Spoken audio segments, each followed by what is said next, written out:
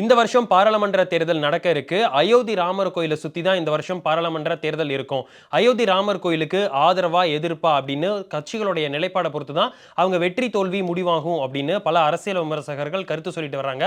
BJP obviously அவங்க ராமர் கோயிலுக்கு ஆதரவாக தான் இருக்காங்க. தொடர்ந்து நம்ம பார்த்துட்டு வரோம். ஆனா இந்திய அலையன்ஸ் என்ன முடிவெடுக்க போறாங்க?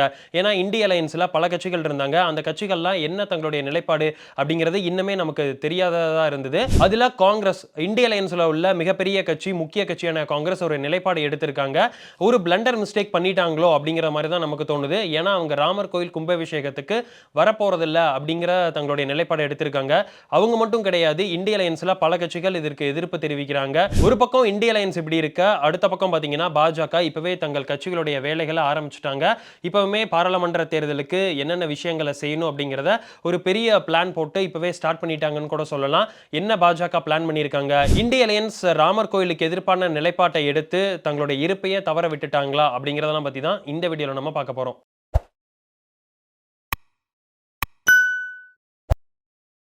ஒரு வழியா காங்கிரஸ் தங்களுடைய ஸ்டாண்ட சொல்லிட்டாங்க. ராமர் கோயில் கும்பாபிஷேகத்துக்கு நாங்க போக போறதில்ல அப்படின்னு.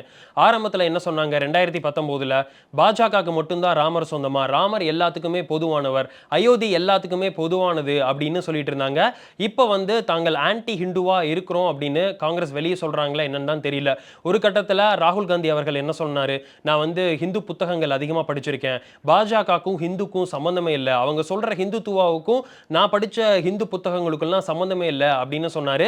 இப்போ டபுள் ஸ்டாண்டர்ட் எடுக்கிறாங்களோ அப்படிங்கறதா இதன் மூலமா நமக்கு தெரியுது. 2024 பாராளுமன்ற தேர்தலை நினைச்சிட்டு தான் அவங்க கோயில் கட்டியிருக்காங்க. இத பாஜக தங்களுடைய ஒரு கோயில் மாதிரி அவங்க வேலை பண்ணிட்டு இருக்காங்க. இன்னும் கோயில் முழுசாவே கட்டல. அதற்குள்ள எதுக்கு இந்த மாதிரி விஷயம் எல்லாம் பண்ணிட்டு வர்றாங்க அப்படின்னு சோனியா காந்தி சொல்லியிருக்காங்க. அது மட்டும் இல்லாம காங்கிரஸோடைய தலைவர் மல்லிகார்ஜுன கார்கே அவர்கள் இது ஒரு பொலிட்டிக்கல் ப்ராஜெக்ட், பாஜக ஆர்எஸ்எஸ் உடைய பொலிட்டிக்கல் ப்ராஜெக்ட், இந்தியாவை ஒரு ஹிந்து நாடா மாத்தணும் அப்படிங்கறத அவங்களுடைய எண்ணம் அப்படின்னு அவங்க சொல்லியிருக்காங்க. ஆரம்பத்தில் ஸ்ரீ ராம் ஜென்மபூமி தீர்த்த கஷேத்ரா ட்ரஸ்ட் காங்கிரஸோடைய தலைவர்களான மல்லிகார்ஜுன கார்கே, சோனியா காந்தி, அதிர் ரஞ்சன் சௌத்ரி போன்றவர்களுக்கெல்லாம் அழைப்பு விடுத்தாங்க. நீங்க ராமர் கோயிலுக்கு வரணும் அப்படின்னு. நான் கூட நினைச்சேன் காங்கிரஸ் இந்த வாட்டி நிச்சயமா ராமர் கோயிலுக்கு போயிடுவாங்க அப்படின்னு. ஆனா அதுதான் இல்ல. நம்ம ஆரம்பத்திலே பார்த்தோம் சாம் பெட்ரோடா, சசி தரூர் போன்றவர்கள்லாம் எங்க இது அன்எம்ப்ளாய்மெண்ட், ஊர் ஃபுல்லா அன்எம்ப்ளாய்மெண்டா இருக்கு, யாருக்குமே சாப்பாடு இல்ல, இந்த நேரத்தில் உங்களுக்கு ராமர் கோயில் தான் முக்கியமா அப்படின்னு அவங்க கேட்டுக்கிட்டு இருந்தாலுமே காங்கிரஸோடைய ஜெயராம் ரமேஷ் அவர்கள் இது அவங்களுடைய தனிப்பட்ட கருத்து, அதற்கும் கட்சிக்கும் சம்பந்தம் இல்லை அப்படின்னு சொன்னாரு.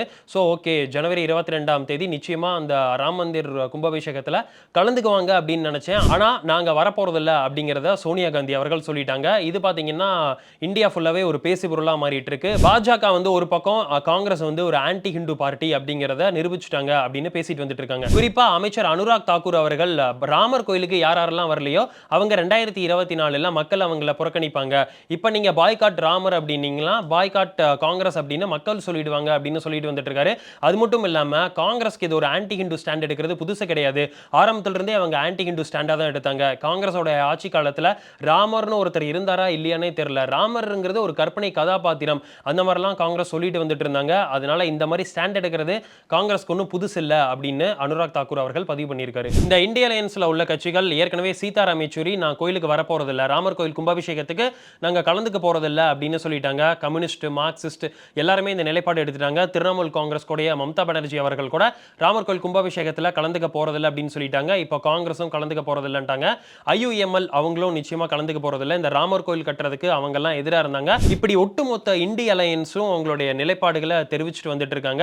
இதுல பாத்தீங்கன்னா சமாஜ்வாடி கட்சி சேர்ந்தவங்க எல்லாம் நீங்க இன்விடேஷன்லாம் எங்களுக்கு கொண்டு தர தேவையில்லை, ராம் ஜென்மபூமி தீர்த்த கஷேத்ரா ட்ரஸ்டை சேர்ந்தவர்கள் எங்களுக்கு இன்விடேஷன்லாம் நீங்க கொண்டு தர வேணாம், நாங்க வர்றதா இல்லையான்னு சொல்லிட்டு பொறுத்திருந்து முடிவெடுப்போம் அப்படின்னு சொல்லிட்டு இருக்காங்க. ஸோ இதில் இருந்து நமக்கு என்ன தெரியுதுன்னா இந்திய அலையன்ஸ்ல இருக்கக்கூடிய 80% கட்சிகள் இந்த ராமர் கோயில் கும்பாபிஷேகத்துக்கு எதிராக தான் இருக்காங்க. நம்ம ஏற்கனவே பார்த்துட்டு வந்துட்டு இருக்கோம், உங்க ஹிந்து ஓட் பேங்க் அப்படிங்கிறது ஒன்று நிச்சயமாவே உருவாயிருக்கு. அதையும் மீறி ஒரு மைனாரிட்டிஸ் வாக்குகளுக்காகத்தான் இந்திய அலையன்ஸ்ல உள்ளவங்கலாம் இந்த மாதிரி பண்றாங்களா அப்படிங்கிறது தோணுது. விஸ்வ ஹிந்து பரிஷத்துடைய தலைவர் அலோக் குமார் அவர்கள் காங்கிரஸ் மற்றும் இந்திய அலையன்ஸ்ல உள்ள பல கட்சிகள் ஹிந்து கோயிலுக்கு எதிரான முடிவெடுக்கிறது அவங்களுக்கு நிச்சயமா பேக் ஃபயர் ஆகும். ஒரு கோயிலுங்கிறது யாருக்குமே தனிப்பட்ட நபருக்கோ தனிப்பட்ட கட்சிக்கோ சொந்தம் கிடையாது அப்படின்னு சொல்லிட்டு ஹிந்துத்துவாகலாம் இங்க ஒரு வாக்குகள் உருவாயிருக்கு. அந்த வாக்குகள்லாம் இந்திய அலையன்ஸுக்கு நிச்சயமா கிடைக்க போறதில்ல அப்படின்னு சொல்லியிருக்காரு. இதுதான் நடக்குமோ அப்படிங்கறதான் பல அரசியல் விமர்சகர்களோட கணிப்பா இருக்கு. இப்படி ஓப்பனா ஒரு நிலைப்பாடு எடுத்து காங்கிரஸ் தவறு பண்ணிட்டாங்களோ அப்படின்னு பலர் கணிக்கிறாங்க. அது மட்டும் இல்லாம சில அரசியல் விமர்சகர், செஃபாலஜிஸ்ட் எல்லாம் ஒட்டுமொத்த அரசியல் வரலாற்றுல, காங்கிரஸோடைய அரசியல் வரலாற்றுல இது ஒரு பிளண்டர் மிஸ்டேக் அப்படின்னு கணிக்கிறாங்க. ஏற்கனவே நம்ம பார்த்தோம் பாரத் ஜோடோ நியாய் யாத்ரா, கிழக்குல இருந்து மேற்கு வரைக்கும் ராகுல் காந்தி அவர்கள் பயணம் போறாரு. அதுல உத்தரப்பிரதேஷ்ல மட்டும் 13 நாட்கள் அங்க இருக்க போறாரு. ஏன்னா உத்தரப்பிரதேஷ்ல 80 எம்பி சீட் இருக்கு. அதனால அதிக நாட்கள் அங்க உத்தரப்பிரதேஷ்ல ஸ்பெண்ட் பண்ண போறாரு ராகுல் காந்தி. அங்க பாத்தீங்கன்னா எல்லா மாவட்டங்களுக்கும், எல்லா மாவட்டத்தில் உள்ள பல முக்கியமான ஏரியாக்கெல்லாம் போறாரு. உத்தரப்பிரதேஷுக்கு போற ராகுல் காந்தி அவர்கள் பல மாவட்டங்களுக்கு போக போறாரு. ஆனா அதுலயும் கூட அயோத்தியை அவர் டச் பண்ண போறதில்ல.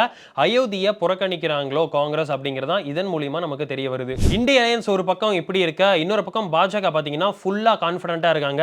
எப்படா தேர்தல் வைப்பீங்க அப்படின்னு சொல்றாங்க. ஏன்னா இப்ப சின்ன வயசுல பாத்தீங்கன்னா ஸ்கூல் பசங்கள்லாம் படிச்சுட்டா எப்படா எங்களுக்கு தேர்வு வைப்பீங்க, எப்படா நான் எழுதி பாஸ் பண்றது அப்படின்னு சொல்லிட்டு இருப்பாங்கல்ல, அது மாதிரி பாஜக இருக்காங்கன்னு தாங்க சொல்லணும். ஃபுல் கான்ஃபிடென்ட்டா போறாங்க.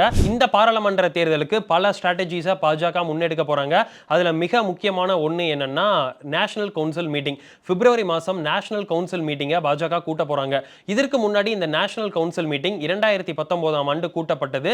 2019ஆம் ஆண்டு இந்த நேஷனல் கவுன்சில் மீட்டிங்ல அதிகமா டிஸ்கஸ் பண்ணப்பட்டது பாத்தீங்கன்னா 2018 இறுதியில நடந்த 5 மாநில சட்டசபை தேர்தல். 2019ஆம் ஆண்டு நடந்த நேஷனல் கவுன்சில் மீட்டிங்ல மத்திய பிரதேஷ், சத்தீஸ்கர், ராஜஸ்தான் போன்ற இடங்கள் எல்லாம் நம்ம தோத்துட்டோம். நம்ம எப்படி 2019 தேர்தலுக்கு போக போறோம் அப்படிங்கறத அதிகமா டிஸ்கஸ் பண்ணப்பட்டது. ஆனா ஃபாஸ்ட் ஃபார்வர்ட் இன்னைக்கு 5 வருஷம் ஆயிடுச்சு. 2018ல தோல்விக்கு 2023ல ஒரு தக்க பதிலடியா மத்திய பிரதேஷ், சத்தீஸ்கர், ராஜஸ்தான் போன்ற இடங்கள்ல பாஜக மிகப்பெரிய வெற்றி அடைஞ்சு ஒரு கான்ஃபிடென்ட்டாவே இந்த நேஷனல் கவுன்சில் மீட்டிங்குக்கு போக போறாங்க அப்படிங்கறதா நமக்கு கிடைக்கக்கூடிய செய்தி. இந்த நேஷனல் கவுன்சில் மீட்டிங்ல வேற எதை பத்தி இல்லைங்க, 2024ல எப்படி பாஜகவை மீண்டும் ஆட்சிக்கு கொண்டு வர போறது, 300 சீட்ல இல்ல 350 400 சீட் வரைக்கும் இந்த முறை பாஜக டார்கெட் செய்ய போறதா நமக்கு தகவல் கிடைச்சிட்டு இருக்கு. பாஜக இப்பவே கிட்டத்தட்ட 180 இருந்து 200 தொகுதிகளுக்கு உட்பட்ட வேட்பாளர்களை தேர்வு செஞ்சுட்டாங்க அப்படிங்கறத நமக்கு கிடைக்கக்கூடிய செய்தி. எலெக்ஷனோட டேட்டே அறிவிக்கிறதுக்கு முன்னாடி, எலெக்ஷனோட டேட் எப்ப தேர்தல் வரும் அப்படின்னு பிப்ரவரி ஒரு இறுதிக்குள்ள அறிவிப்பாங்க. அதற்கு முன்னாடியே பிப்ரவரி 2ஆம் வாரத்துல எல்லாம் இந்த வேட்பாளர்கள் பட்டியல்ல பாஜக ரிலீஸ் பண்ண போறாங்க அப்படிங்கிறது நமக்கு கிடைக்கக்கூடிய செய்தி. இந்த வேட்பாளர்கள் பட்டியல்ல பல நியூ ஃபேஸஸ் இருக்கும் அப்படின்னு எதிர்பார்க்கப்படுது. கடந்த நாடாளுமன்ற தேர்தல் 2019ல பாஜக மொத்தமுள்ள 543 சீட்ல 436 சீட் போட்டி போட்டாங்க. இந்த முறை பாத்தீங்கன்னா 436ஐயும் தாண்டி ஒரு 470 சீட், 480 சீட் அதிகமா போட்டி போடுவாங்க அப்படிங்கிற தகவல் கிடைக்குது. அதற்கு என்ன காரணம்னா கடந்த முறை 2019ல மகாராஷ்டிரால சிவசேனாவோட அலைன்ஸ்ல இருந்தாங்க. பீகார்ல ஜேடியு நிதிஷ்குமார் அவர்களோட அலைன்ஸ்ல இருந்தாங்க. இப்ப அந்த அலைன்ஸ் பார்ட்னர்ஸ் எல்லாம் இந்திய அலைன்ஸோட இருக்கறனால இந்த முறை பாஜக 480 தொகுதிகள் வரைக்கும் போட்டி போடுவாங்க அப்படிங்கிறது நமக்கு கிடைக்கக்கூடிய தகவல். அது மட்டும் இல்லாம கடந்த முறை பாஜக போட்டியிட்ட 436 இடங்கள்ல 133 இடங்கள் மட்டும்தான் தோத்தாங்க. இந்த முறை 100க்கும் கீழே நம்ம தோற்கப்பட்ட இடங்கள் இருக்கணும் அப்படிங்கிறது தான் பாஜகவுடைய ஒரு பிளானா வச்சிருக்காங்க. அது மட்டும் இல்லாம மிகப்பெரிய ஸ்ட்ராட்டஜி இன்னொரு விஷயத்துக்கு போடப்பட்டிருக்கு. அது என்னன்னா 2022ல பாஜக ஒரு டேட்டா வெளியிட்டாங்க. அந்த டேட்டால 160 இடங்கள்ல வல்னரபிள் சீட் ஃபார் பிஜேபி அப்படின்னு சொன்னாங்க. அதாவது இன்ன வரைக்கும் அவங்க பிஜேபி ஜெயிச்சதே இல்ல. இப்பவுமே 2வது இடம், 3வது இடம், மேலும் பல இடங்கள்ல ஒரு பிளேயராகவே இல்லாம இருந்தாங்க பாஜக.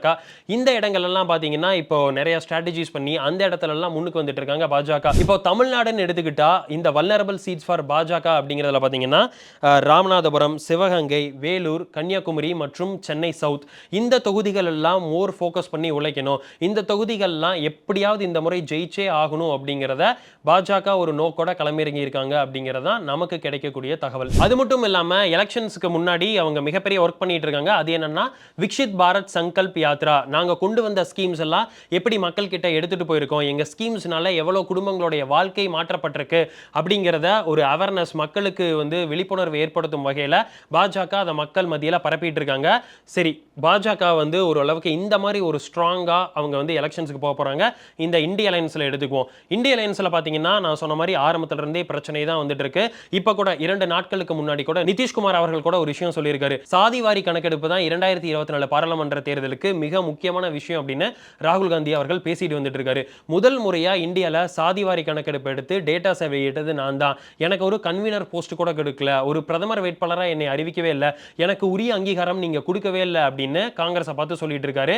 அது மட்டும் இல்லாம இப்ப மகாராஷ்டிரால இப்போ ஒரு இன்னொரு பிரச்சனை இந்திய அலையன்ஸ்ல உள்ள சிவசேனாக்கு. சிவசேனா ஏக்நாத் ஷிண்டேவுடைய சிவசேனா தான் உண்மையான சிவசேனா, உத்தவ் தாக்கரேக்கும் சிவசேனாக்கும் சம்பந்தமே இல்லை அப்படிங்கிறத மகாராஷ்டிராவுடைய ஸ்பீக்கர் தெல்ல தெளிவா சொல்லிட்டாரு. இது குறித்து மகாராஷ்டிராவுடைய சபாநாயகர் ராகுல் கர்வேக்கர் சொல்லும்போது கூட ஏற்கனவே எலெக்ஷன் கமிஷன் வந்து ஏக்நாத் ஷிண்டேவுடைய சிவசேனாவை தான் அங்கீகரிச்சிருக்காங்க, அதனால உத்தவ் தாக்கரேக்கும் சிவசேனாக்கும் இனி சம்பந்தமே கிடையாது அப்படிங்கிறத அவர் சொல்லிட்டாரு. இப்படி இந்திய அலையன்ஸ்க்கு எங்க திரும்பினாலும் பிரச்சனை தான். அது மட்டும் இல்லாம பல இந்திய அலையன்ஸ்ல உள்ள தலைவர்கள் மேல அமலாக்கத்துறை தொடர்ந்து சம்மன் அனுப்பிட்டு வர்றாங்க.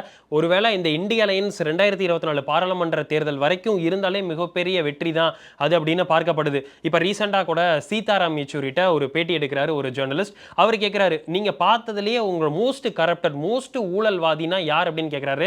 அதற்கு சீதாராம் யெச்சூரி அவர்கள், எப்படிங்க இந்திய அலையன்ஸ் எங்க கூட்டணி கட்சிகளுக்குள்ள இருக்கிறவங்களே வந்து நான் எப்படி சொல்லுவேன் அப்படிங்கிற மாதிரி சொல்றாரு. இந்த அளவுக்கு தான் இந்திய அலையன்ஸ் இருக்கு.